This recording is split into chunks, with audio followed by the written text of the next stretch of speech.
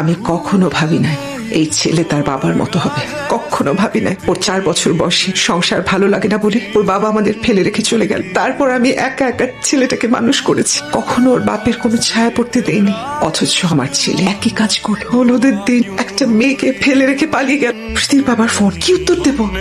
আমি খুবই লজ্জিত। আমি জানি আপনার কোনো প্রশ্নের উত্তর দেওয়ার আমার কোনো মুখ নেই। আমার ছেলের কারণে আপনাদের সবাইকে ভীষণ একটা অপমানের মধ্যে পড়তে হয়েছে, কিন্তু আল্লাহর ওয়াস্তে বিশ্বাস করুন, ঘুণাক্ষরে আমি ভাবতে পারিনি আমার ছেলে এমন করবে। মাফ চাওয়ার মতো কোনো যোগ্যতাই আমার নাই। আমি আপনার আন্টি শান্ত হন। প্রীতি কোথায়?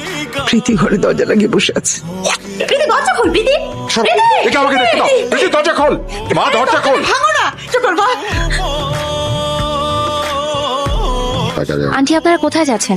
প্লিজ একটু বসুন, প্লিজ যান। এই লাইট অফ করেছে কে? লাইট অন করো। কোনো আয়োজন বন্ধ হবে না। রেহান এদিকে আসো।